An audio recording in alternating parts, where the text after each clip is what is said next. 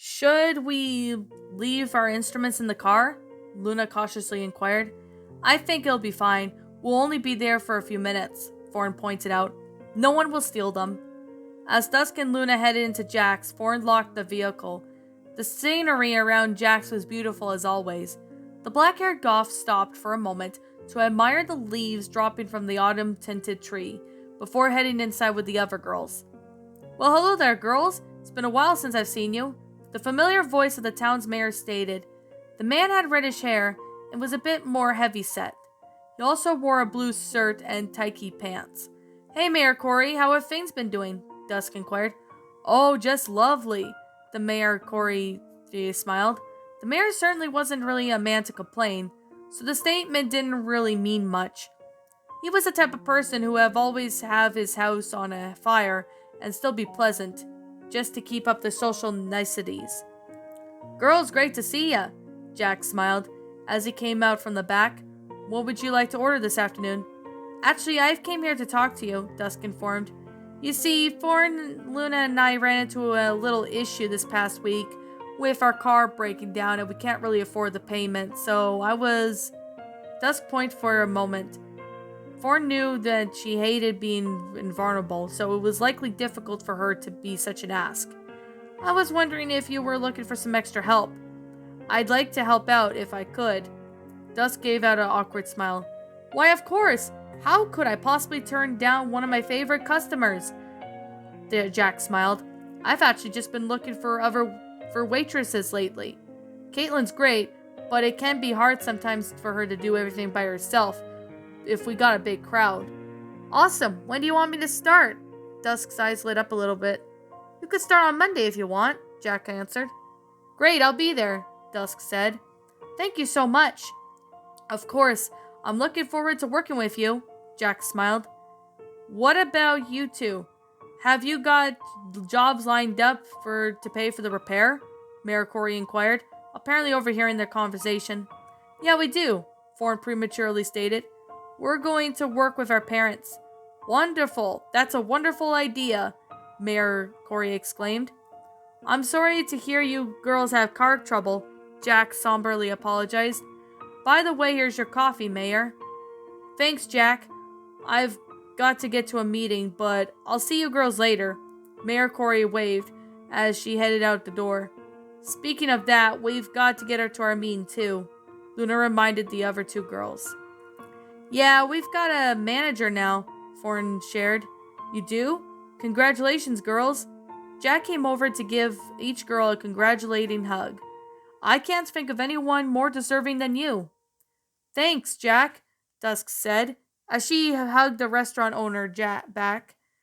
Well, I'll let you girls get going now, Jack said. It was wonderful to see you again.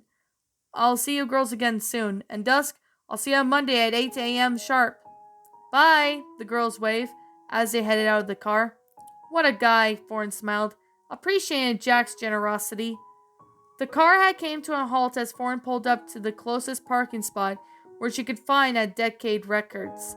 Well, girls, are you ready for a second meeting with the record producer? Thorn wondered if her two friends were excited just as she was. Heck yeah, Dusk exclaimed, pumping a fist in the air. Should we bring our instruments? Luna inquired. Yeah, Gus might want to see us play, so we should be prepared, Thorn presumed. Luna seemed like she was going to respond, but then she was cut off by Gus's voice. Hello, girls, Gus waved. I want to apologize for changing the meeting on such short notice.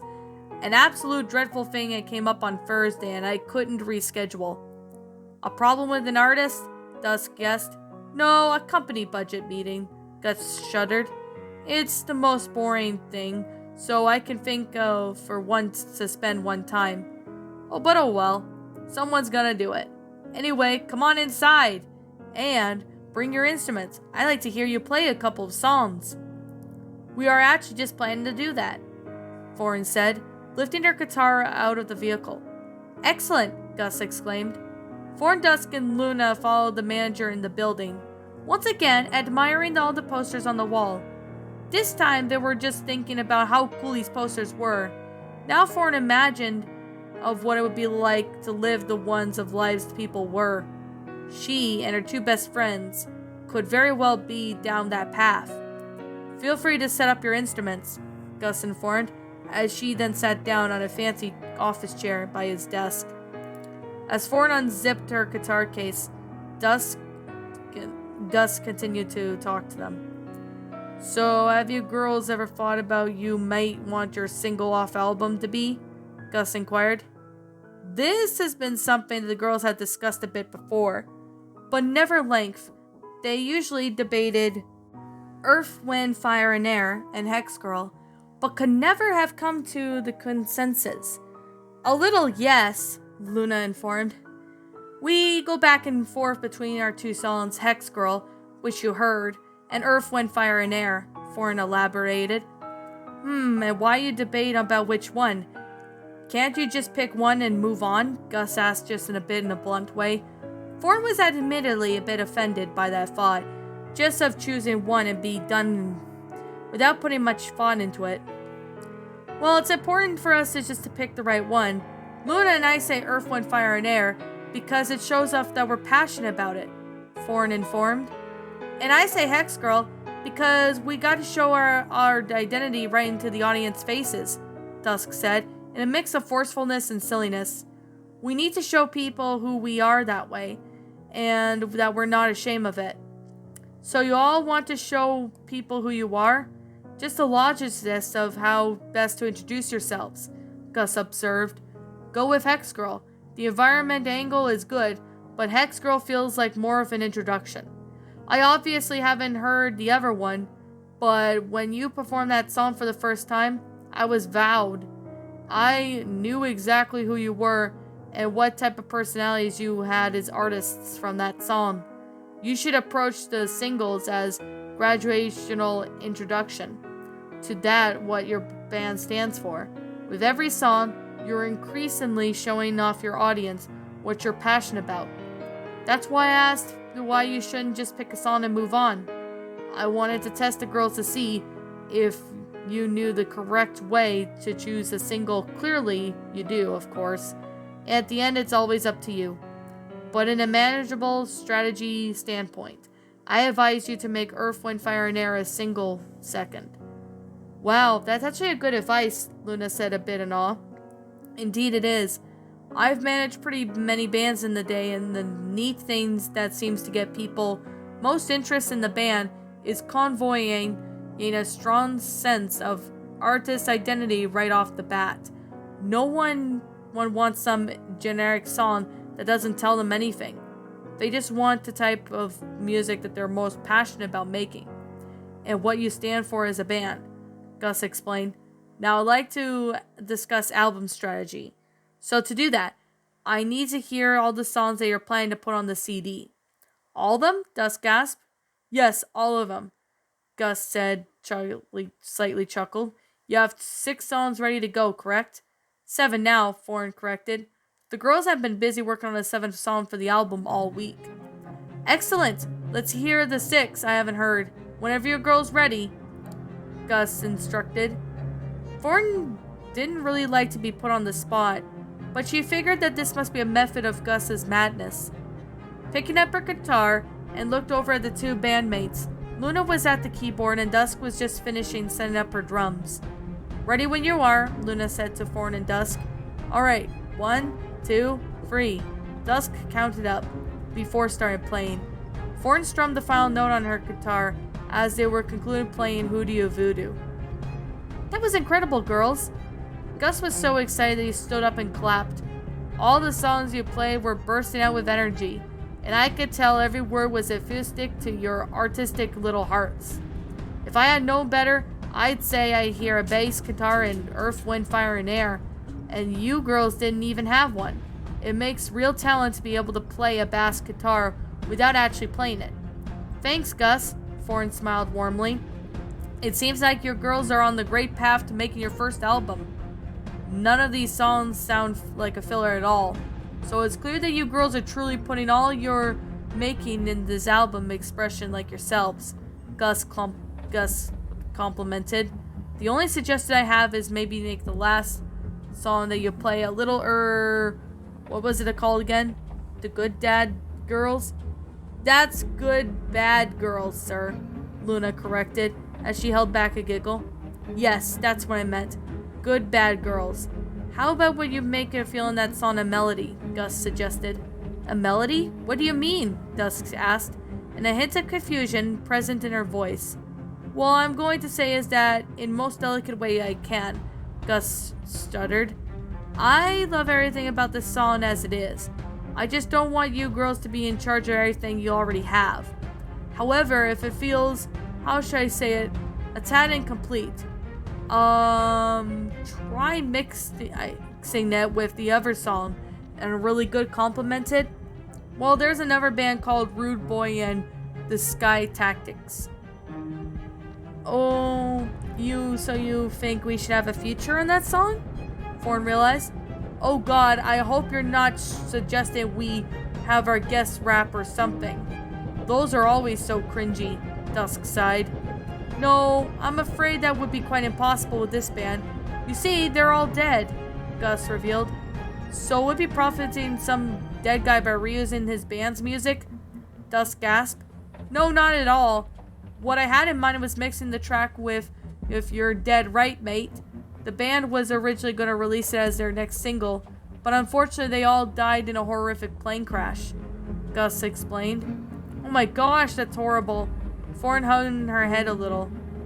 Yes, quite, Gus nodded, as he shifted his gaze to his computer screen. Let me pull up that song for you so you can all have a listen. Within a matter of seconds, the song began coming out of Gus's computer speakers. I really like that, Dusk exclaimed in surprise. Yeah, it's such a smooth song, Fawn agreed. He sounds so charming, Luna smiled. I wouldn't mind having this be a melody of our song, Dusk shrugged. I wouldn't either, although I do feel bad for making money off of this band when they're already not alive anymore, Fawn admitted it. Don't think of it as money off of someone's death. Think about it as capitals, caring about someone's music and paying them tribute. Gus smiled sheepishly. I guess it's a good way to think about it, Dusk agreed. Yeah, gotta love the capitalism, Fawn laughed it off in a quirky way. Excellent. Next week will be quite busy for me, so I'd like to meet up with you girls soon. How about Mondays now at 2? Gus suggested. Works for us, Fawn shrugged. Great, girls. I promise I'm going to put in some calls between now and our next meeting, and get working on pushing your first single to radio, Gus informed. Wait, our song on the radio? Luna gasped. Yes, believe it or not, I think your song will be a big hit on the radio across the country. Like I said, you girls have a very unique style of music that I think will really sympathize with listeners, Gus replied. Quite frankly, even the thought of even surprised Fawn, even though they had been planning for their first album. She didn't really thought much of the fact that in the matter of weeks, the girls' music would be heard on the radio for the first time. The girls hauled over their instruments back to the apartment. The first thing Dusk did when Fawn unlocked the door was look at the clock. It read 4:16. Shit! Dusk exclaimed. We only got 45 minutes to make dinner for our parents. What are we even going to make for dinner? Luna asked. Oh god, we're at the worst host of all time, Fawn laughed. How about spaghetti? That's pretty easy to make. Just thaw some beef, warm up the jar of sauce, and cook some noodles. How hard can it be? Fawn admittedly did not know all the answer to her own question, as the girls rarely cooked any big meals. In fact, this was the first time they've even had anyone come over to their apartment for dinner. The girls didn't see their parents all that often since they moved out a few months ago. But whenever they did, they always went to their parents' houses. The parents hadn't seen the apartment since helping them move in. I'll take care of the noodles, Fawn said. I can warm up the sauce, Luna offered. I guess that leaves me with the meat, Dusk shrugged. With that, the girls put their instruments in the back of the rooms and quickly got to work. Thorn started the pot of water and put some noodles in it once it was about to a roiling boil. Dusk thawed the package of frozen beef in the microwave, then put the beef in a pan to cook. Luna's job was the easiest of them all, putting the can of tomato sauce in the pot and watching it warm up. Thorn and Dusk had a little ways to go before their respective contributions to the meal was complete. But Luna had just finished warming up the sauce when she heard a knock at the door. "I'll get it," Luna offered, as she went to see who it was. As the door swung open, it revealed the faces of her parents. "Hi, Mom. Hi, Dad," Luna smiled as she gave each of them a big hug. "Why, hello there, Kimberly," her dad smiled as he reapproached the hug. Luna's father donned plaided button-up shirt and khaki pants. He was the medium built and had brown hair. "It's good to see you again, Kimmy," Luna's mother smiled, causing Luna to blush at hearing her childhood nickname. Her mother's red hair was accented by her orange blouse and a light blue skirt. "Dinner's almost ready," Thorn promised. "Hi, Sally, it's good to see you again," Luna's mom said. "It's great to see you two again, Trish," Thorn replied.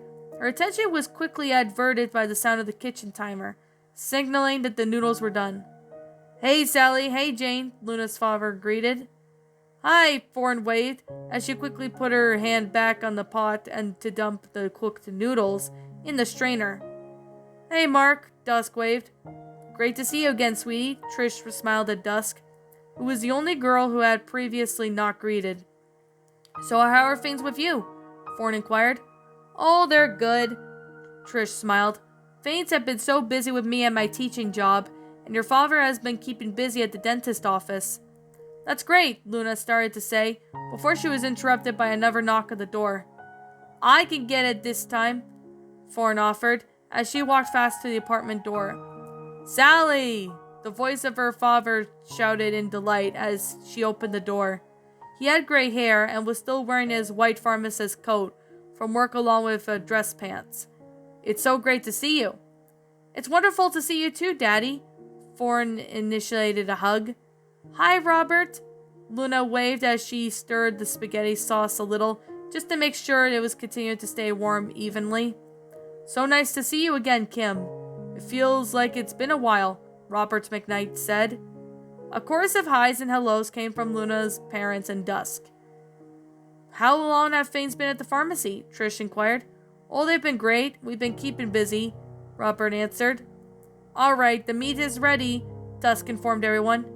"Wonderful," Mark exclaimed. "I guess we're just waiting for Aaron and Debbie." As if on cue, a knock could be at the door. "That's probably them," Dusk said. "I can grab it." Dusk ran to get the door as she tried to put on a happy face when she opened it, even though she wasn't really ever happy to see her parents. The blonde-haired Goth opened the door to see her parents. Her father was more heaviest-set man. He wore a red shirt and black dress pants, while her skinnier mother wore an orange sweatshirt with blue jeans. "Hey, good to see you two," Dusk faked a smile. "Hello, Jane," Aaron said, as he patted his daughter on the back. "Hi, darling," Debbie said coolly, as she gave her daughter a hug. To Thorn, the hug almost as if they were obligatory, rather than a unique display of affection. "Aaron, Debbie, great to see you two again," Robert smiled, as he got up from the dining room chair, when he was sitting and giving them both a handshake. "Dinner is ready. I hope you are all hungry," Thorn smiled, as she served up the plates for everyone that she had brought them up to the table, one by one. Of course, she served the parents first, while the guests, before serving her two friends and herself. "So, how was making music going for you girls?" Trish inquired. If Thorn didn't know any better, she almost looked like Dusk's father scoffed at Trish's comment. "It's been going really well. We've actually got some amazing news for you. We've officially just been signed off by a record label," Thorn revealed. "Oh my goodness!" Trish gasped in delight. "That's incredible. Congratulations," Robert applauded. "We are so proud of you girls," Mark smiled. "We're looking for a release our single now," Luna shared. "Hexed Girl. You know one of the songs that we sang at the Autumn Fest?" Dusk elaborated. "How exciting!" Trish exclaimed. We are so proud of you girls for your dreams. I suppose we could share some bad news now. No, Foreign said. Bad news? Robert asked in surprise. Our van broke down earlier this week and the radiator's busted, Luna clarified. It cost $700 to replace and we can't afford to pay cash. We had to put it on Foreign's credit card, Robert. Oh well, that's what it's for, Robert comforted. Emergencies. We didn't really have any sorts of income to pay it back though. Foreign's face tone became a little more somber. So Luna and I were wondering if the dads would be open to us getting jobs with you guys. You know, just until we were able to pay the credit card off, if you're okay with that. Dusk's parents had said anything about the conversation up to this point. But given that it was coming off of Aaron's mouth, it was probably a good thing. Oh, for the love of God, Jane, your mother and I told you that making music wasn't a viable source of income. Now you're going to have to go into debt just because you choose a stupid career that isn't even real work, Dusk's father shouted. Aaron! Debbie then put her hand on her husband's shoulder to calm him down. I don't mean to disagree, Aaron, but the girls are following their passions. Sure, they may have a little bump in the road, but they're young. I think what they're doing is quite so well on their own, Robert defended. Sally, I'd love you to help me out at the pharmacy. You'd be a great help doing paperwork and helping me fill in medication bottles. How would you like to work 4 hours every morning starting Monday? I'd love that, Daddy, Bourne exclaimed. The arrangement seemed perfect. That would still allow the girls to write music in the afternoons, while working to pay off the car debt in the morning. I could only afford to pay the minimum wage, unfortunately, Robert informed. That should be perfect, Bourne said. That'll be great to have some help around the dentist's office too, Mark added. I'd love for you to come work with me, Luna. I've been wanting to hire a receptionist to pick up the phone and do paperwork. Aw, that's awesome! When will you want me to start? Luna asked. Monday's perfect, Mark elaborated. Well, if you think I'm giving you a job, Jane, you've got another thing coming, Aaron scolded. Your mother and I told you that music isn't a career that would give you a sustainable cash flow, but you choose to do it anyway. I'm afraid your father's right, honey, Debbie jumped in. Life's all about working hard. That means you have to do real work to make it more of a living. You can't just do whatever you want and expect it's all gonna go to make money. As a matter of fact, I've already got a job. I'm working at Jack's as a waitress. Dusk then put her hands on her hips to an irritated fashion, as she stood up from the table in frustration. Oh well, good for you, her father coldly stated. Yes, I'm glad you're finally doing something that gives you a little reliable source of money, Dusk's mother agreed. There is a silence that clouded over the dinner table for a minute. Everyone likely felt awkward about Aaron and Debbie's sharing strong opinions, and their comparison for their daughter. Foreign then struggled to say something. She hated awkward silences. Almost as if she hated Dusk's parents' shocking lack of compassion for anyone who don't live to live up to their obnoxious high expectations. How's everything tasting? It's good, Sally. You girls are great cooks, Robert smiled. It was a relief for Foreign to hear the phone ring. Dusk, can you answer the phone? Foreign specially asked Dusk, figuring she didn't need a distraction from her boorish parents. Yeah, Dusk said, as she raced over to pick up the phone when it stopped ringing. Hello?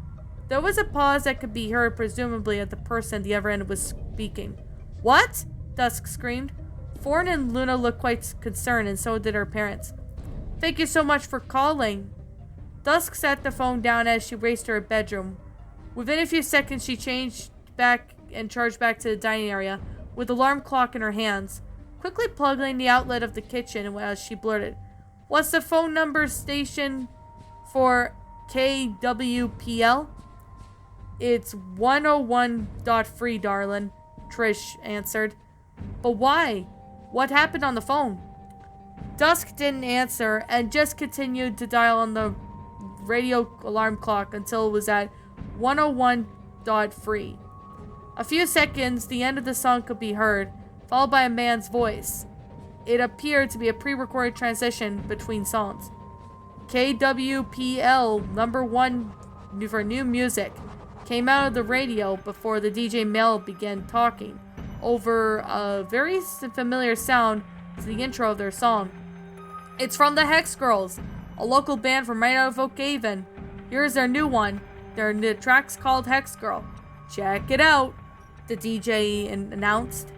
Bridget just called, Dusk finally explained. Gus finally got our song to play on the radio. The room erupted as excitement as Hex Girl was playing, with lots of whooping, exciting, yelling, and hugs from both the girls and parents alike. Well, everyone except Dusk's parents, who just sat there looking serious. Luckily, Dusk seemed to have caught up in the excitement to notice. I can't believe it! My little girl's on the radio, Robert said, as he gave his daughter a big hug. Fawn quite frankly couldn't believe it either.